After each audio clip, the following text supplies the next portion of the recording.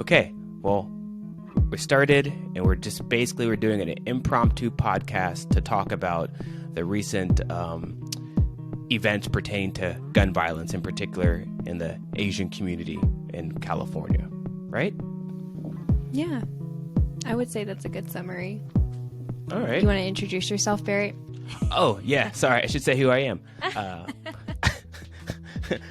My name is Barrett Holmes-Pittner, founder, philosopher-in-chief of the Sustainable Culture Lab, and I wrote a book called The Crime Without a Name, Ethnocide and the Erasure of Culture in America. Thumbs up. Excellent placement behind you, by the way, as background. Thank you. Yourself now, Luna? I'll introduce myself. Yeah, I'm Luna. What is my official title? Volunteer with the Sustainable Culture Lab, social media person. Yeah, you're Luna. You are the title. That is true. Yeah. So Barrett, I've been seeing a lot of conversation online because my day job is social media. I'm on Twitter. I'm on Instagram. I'm not on Facebook. Fuck that platform.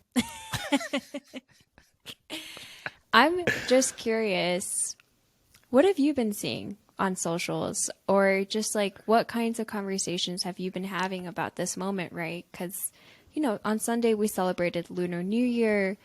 There was the shooting in Monterey Park. The shooter was at large for a large majority of the day. And then, yesterday, 7 Chinese farm workers were also murdered.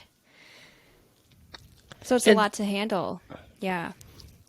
So, I guess the conversation that I see online or even in the media, television and whatnot, is the U.S. is accustomed to having conversations about race. And so when there's a shooting in the Asian American community, more often than not, the anticipation is that it's somebody that's not Asian who did the shooting. And so it becomes this real simple kind of racialized conversation of, someone of this race doesn't like somebody of that race, and that's the shooting. And it's really linear and simple. And that's just kind of how we're accustomed to talking about, terror that befalls minorities in the U.S. But these two shootings are different. They're both conducted by older Asian men. And so now there seems to be a bit of I don't think people really are confident about how to have the conversation. And so the conversation still is quite similar to, we have to make sure that these attacks don't happen to Asian Americans and frankly Americans in general. But since they can't have that simple racialized conversation, the conversation's now shifting to just the number of attacks that have happened in the U.S. in this month. And so it becomes try to be a greater conversation about gun violence. But we know that that conversation is quite limited because the expectation is that, the Republican Party won't do anything. And the Supreme Court clearly has a stance that, people having access to guns and deadly weapons is an extension of freedom. And, so it's kind of one conversation's basically confusion because they're used to having a conversation about race and not one about culture. And the other one's a conversation that people have a hope that change will happen while also kind of acknowledging that there's a certain futility in the endeavor. Yeah. Yeah. I kind of like how you framed it, right? We need to have two separate conversations about this, right? In terms of expanding the conversation from race to one about culture. Why is it that we deal with, and also maybe don't even have the opportunity to properly mourn and grieve these instances of tragic, violence? And you talk about it a lot in your book, that we're using the wrong terminology here, and we have to expand, right, our language to better understand the circumstances that we're in. How about you talk to us a little bit more about ethnocide, and how can we use ethnocide to explain these moments? So first off, by knowing about ethnocide, and ethnocide is the erasure of people's culture while keeping the people, the foundational action of that, I'd say, in the U.S. was the transatlantic slave trade, where there was an explicit agenda of ethnocide, where ethnocide wasn't like mixed in with genocide or other types of terror. It was flat out, the goal is to take African people, destroy their culture, keep the people, and then build a society in the Americas based on that continual oppression while making sure the people remain. There wasn't a goal of living in the absence of black people. It was an intentional goal of living with black people, African people here, and then you oppress them by perpetually destroying culture. And so with this foundational aspect to American life, clearly ethnocide will bleed into so many facets of our existence, where many people will view the destruction of culture as just like a natural byproduct of being American. And so then you start having conversations that lack even the idea that culture exists, or culture is something that's not just something that rich people get when they have the money to purchase culture, such as going to the theater or whatnot. And so we have these conversations about race because we don't understand that you could have a conversation about culture. And so when you come to the U.S.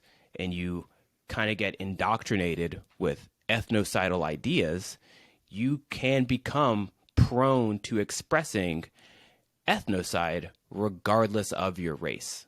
So, there's going to become a narrative of destroying something, destroying someone's culture, someone's the safety of a community, shattering communities will be something that is beneficial or a just natural expression of living here. And if the society also articulates that having weapons of destruction is an extension of freedom, well, now you're going to use this American notion of freedom to destroy culture, which could even be your own culture.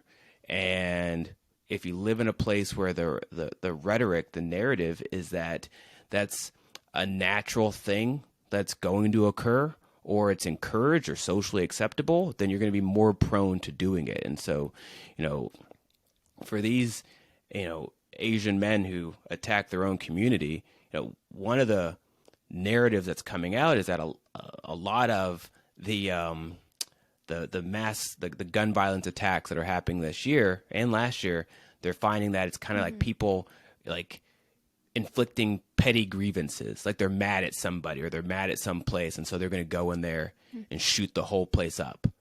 Like that cultural norm that people feel that if they're mad at something, they're empowered to go in there and just terrorize people.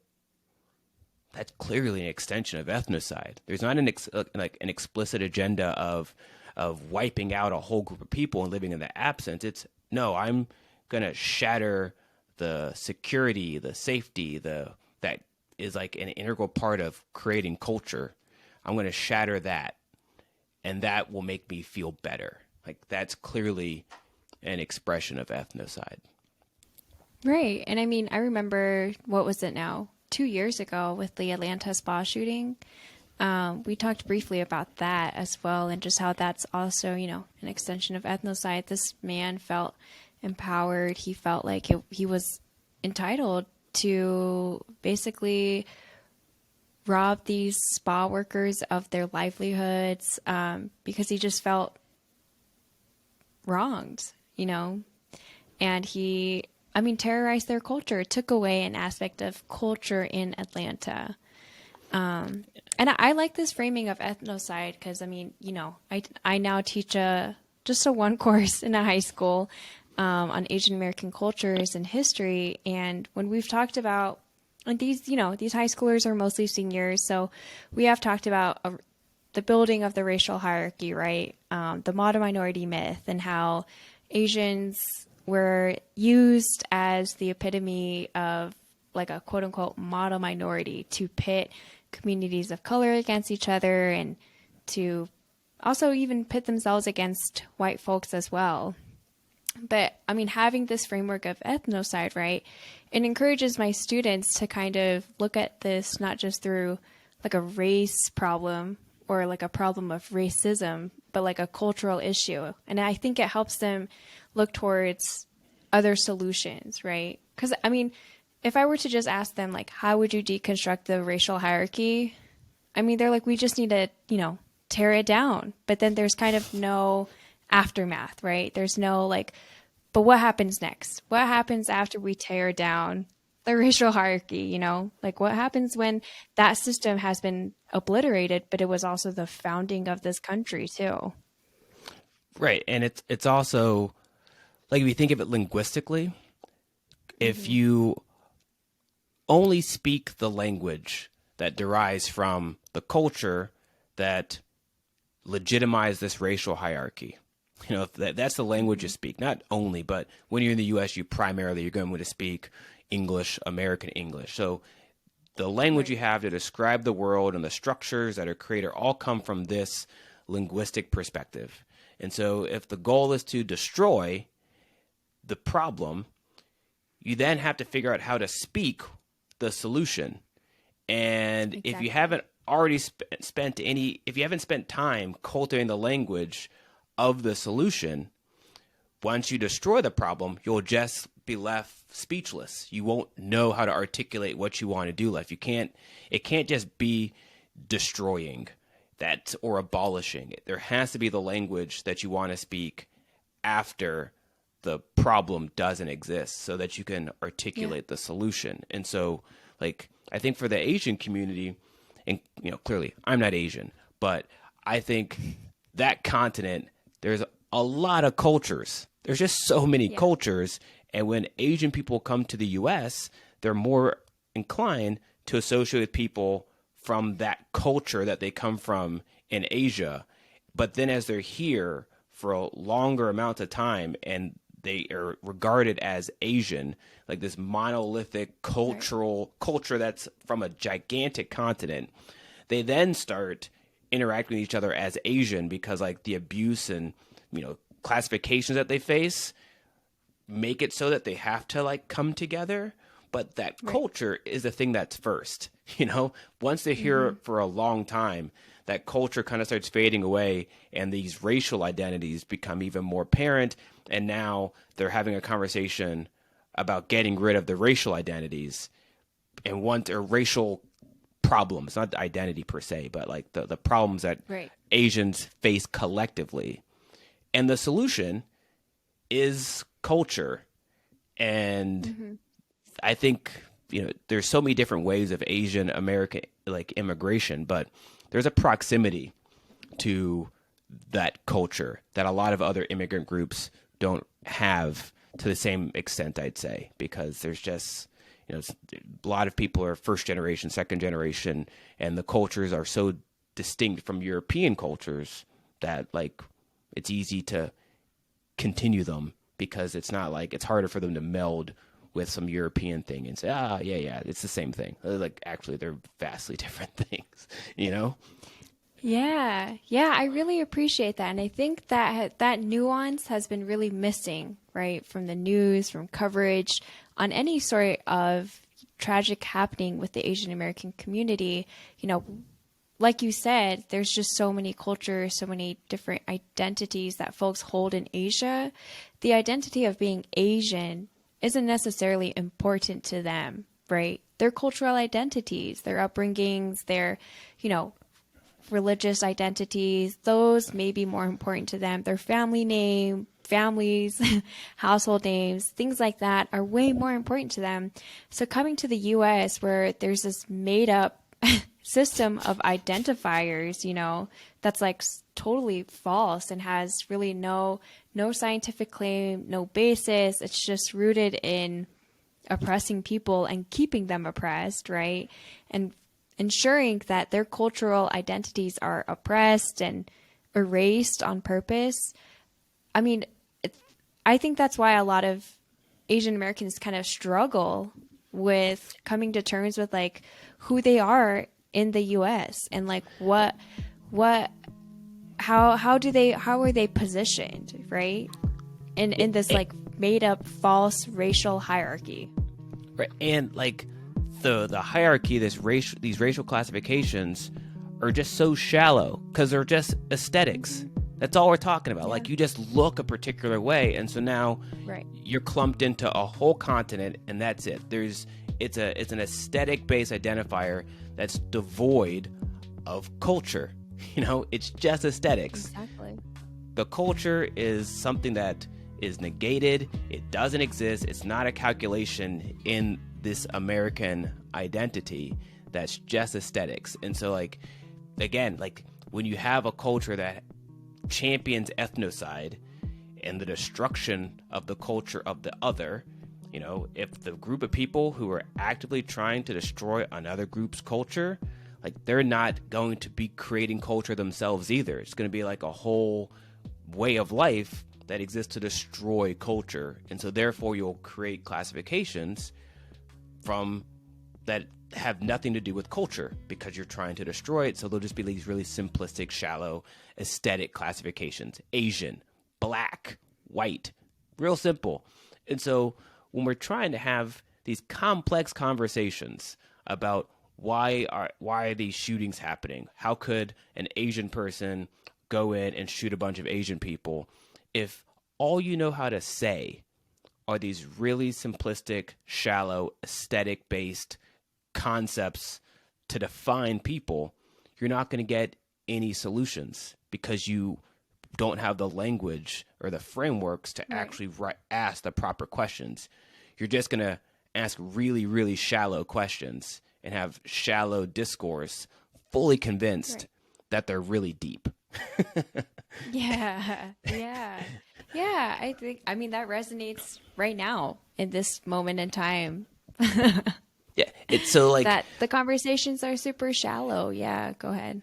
the conversation right now that we don't know how to articulate. That's why we're having these other conversations, such as like the number of gun violence attacks that have happened, other things, other conversations. But we're not really able to say, why would an Asian person do this to other Asian people? Because our racial idea is like another racial group will attack the other group. Like, that's all we can think about because it's like an us versus them, racially divided thing.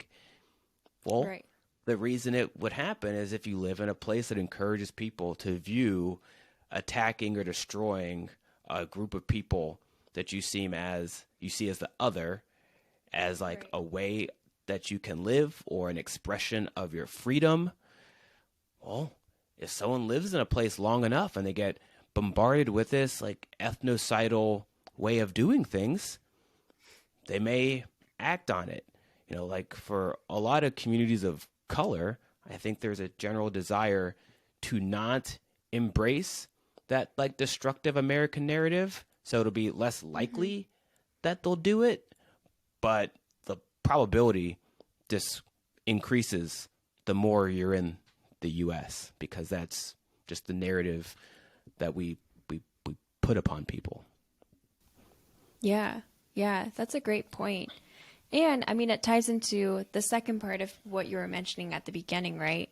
This idea of that we're having additional conversations, right? To the fact that this happened in an Asian community.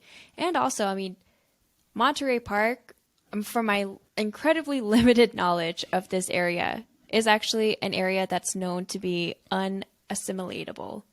Like, it remained a largely ethnoburb, which is a cool word, used to describe Monterey Park as mostly Chinese, Taiwanese immigrants who just refuse to. It's almost as if like you like cut out a neighborhood from China or Taiwan and just like pasted it into the US is my understanding of this area. And so, I mean, besides that and the fact that, that's not really included in conversations, there's this other, like people are buffing up the story, right? With, I mean, the really incredibly sad statistic that 39 mass shootings and it's only been 25 days into this new year. And you've also written a lot about how people in the US often conflate freedom with kind of, but like use an incorrect definition of freedom in America. Like the idea of freedom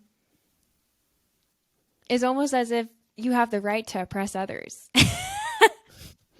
And it's Yeah. not funny. It's not funny, but yeah, how It's about like you talk a it's little bit so more about that? absurd. It's so absurd that you almost Yes. like have to laugh because it just doesn't make any sense. It's like telling people that we live in the upside down and that, Yeah. up. And so, yeah, like when Americans talk about freedom, they're saying that they want the freedom to do whatever they want, and that we should trust that since people for some reason are just like inherently good, that if someone's Hmm. left to do whatever they want, they're just going to do good things. Like that's crazy. Like, that just doesn't make any Hmm. sense. I think Yeah, it doesn't. like another like a simple way that this isn't freedom, but it's like judgment. So like Americans Mm. always talk about how they want to be free from being judged. And Yeah. that's they want to have that freedom from judgment. And it's like, well, that's because they expect people to judge them negatively. Like Hmm. and that freedom is like beyond judgment where you get to do whatever you want and no one can judge you. So now Yeah. whatever you do is you're just going to decide that it's good and somebody else's judgment is irrelevant. Hmm. That's Hmm. nuts. So if that's what people start thinking freedom could be, you'll be able to think of stuff as crazy as believing that going and killing people would be okay because you have decided it on your own and that anybody else's judgment is irrelevant because I want to be Right. free and live beyond that judgment. And so, there's just so many different narratives of like how Americans articulate freedom or articulate what they aspire to have when they're free that just makes it so that they are creating like a logical justification to inflict terror on other people. Like Right. it's there's a freedom of living apart from people is kind of what we were saying, but not like how you would be free to live amongst people. There's not like a collective Yeah. idea of freedom where like for me to be free and for Luna to be free, we have to interact in a particular way so that we can be collectively free. That's not what Right. Americans do. It's much an individual freedom where like Luna's presence and that her the potential for her to judge me about anything at any time, I would then articulate that as something that's like encroaching or preventing my Yeah. freedom. That's Hmm. nuts. Now that's creating a dynamic where the presence of other people is something that takes your freedom away. Hmm.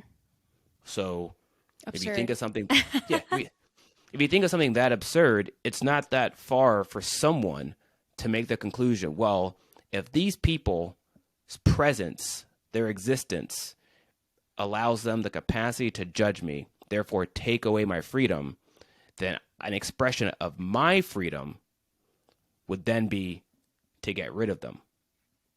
Hmm. Like that's Hmm. a very easy logical like progression you could make with America's understanding of freedom. And I don't think most people make that conclusion Connection. because Yeah, they don't exactly. they don't make they don't make that connection and they don't like take those drastic steps. But far too many people do.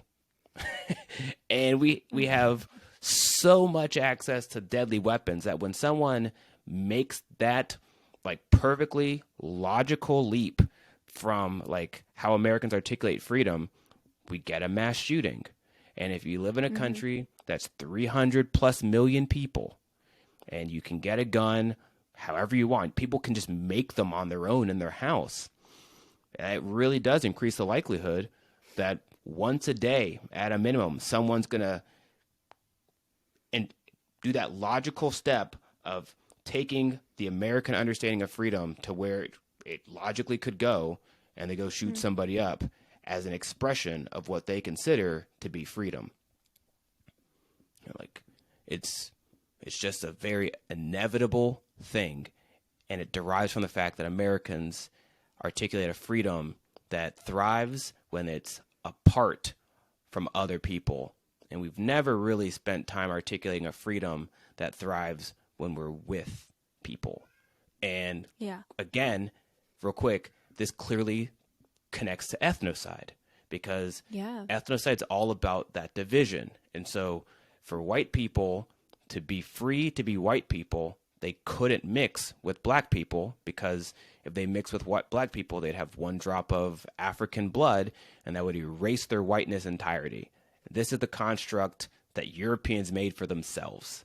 And so their understanding of freedom had to be one where they're apart from black people forever.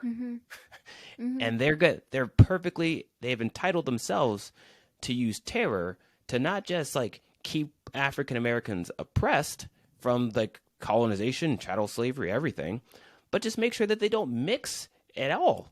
So there's already a narrative of using terror as an expression of a freedom to live apart from humanity.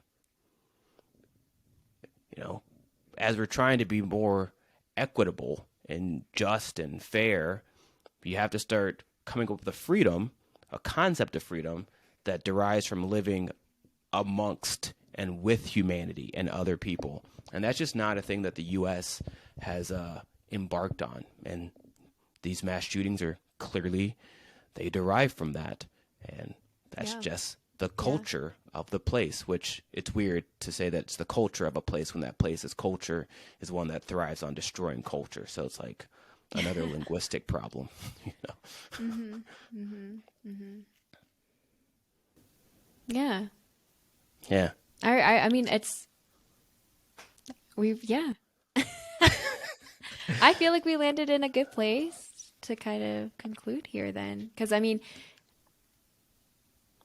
we went circular, but it is circular, Yeah. right? That the issue is the destruction of culture. But I mean, the solution is like, let's build a better culture, you know, like let's build one where our freedom isn't defined by being able to be free away from other people, right? It's a collective freedom. Like, how are we going to help each other? How are we going to build community for the future, right? Like, what does that cultural stance look like? What does that mean? And I mean, I know a lot of people point to Japan, right, when they look at better, quote unquote, gun control laws. But I mean, it's not just about the laws that they have, it's that communal culture that they have as well, right? Nobody thinks of guns as like tools of protection.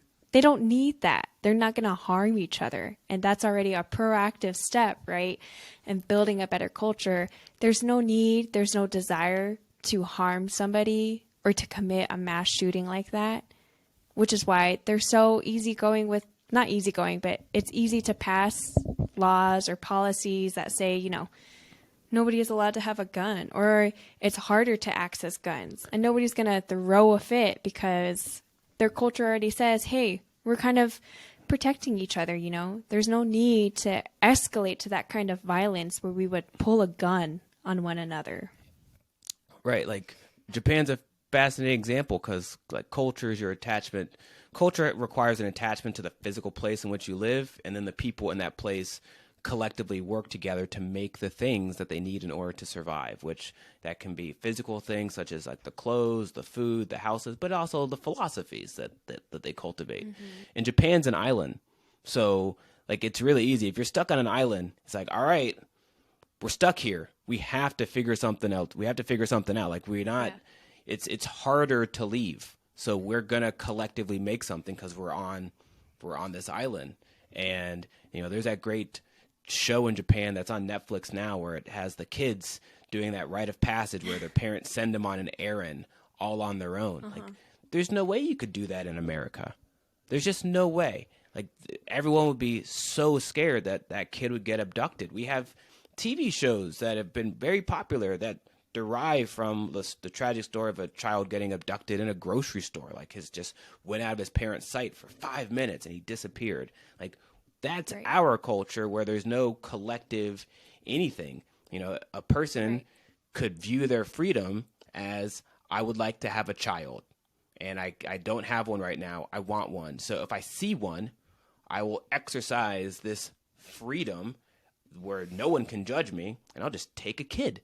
You know, like it's crazy, but like it's a logical extension of like the individualistic concept of freedom that we have here. And so that's what they'll do. if you have a collective understanding of freedom, you wouldn't do that. And that's more of what Japan has. That's why they, that's why the kids can walk around freely. That's a freedom of living, amongst, a part of people, not apart from people. And and so I think for the Asian community, these attacks are really fascinating, because I think a lot of those cultures do have a narrative of living as a part of a community, a part of a culture.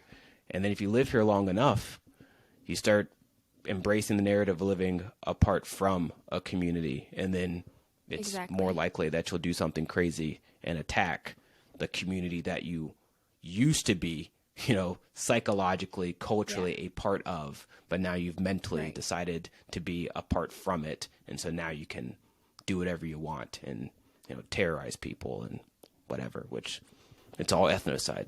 It's just all ethnocide. Yeah. Yeah. And so let's do one fun thing for people who are listening and tuning in. How about you all either tweet at us or comment on one of our Instagram posts? Do you say hi to your neighbors? Because, in the U.S., and I will be very honest, I've only lived in 2 cities, Denver and D.C. And in D.C., I lived in Petworth, that neighborhood, for a little while. And my neighbors would say hi. And I thought that was so strange at first, because in Colorado, neighbors never say hi. Maybe there are some neighborhoods where, your neighbors say hi, they wave, they chat you up a little bit. But how about you comment on one of our social media posts and let us know, or tweet at us if you say hi to your neighbors, if you know your neighbors. And yeah, we'll just do a little social experiment to see if this happens. I'll say I say hi to my neighbors because that's a philosophical practice. Like, I understand the collective community building component of it. And one thing's cool, I know the names of like my mailman and like the UPS guy, and so like the people that deliver packages, and we're all friends. The UPS guy sees me when he's driving his truck and he honks at me and stuff, and like I've kind of helped cultivate a nice little community culture where everyone knows who I am. And so anyways, I think that's a great idea, Luna, and please comment on social media, or shoot us an email, and there you go. All right. Well, thank you, Barrett. I hope folks are able to kind of take this language of ethnocide and continue to apply it, right? Because, it expands, it just expands the dialogue that we could be having about these mass shootings, about these targeted attacks and acts of terrorism towards specific communities. And I feel like not only talks about the solution, but expands potential solutions as well for our future to cultivate better culture. Yeah, I agree. And you can follow our newsletter on Substack, where we talk about all the words and all that jazz. All right, I think we're good. All right. Thanks, Barrett. Yeah. Thanks for having this discussion, and talk to you later. All right. We'll see you. All right. Bye.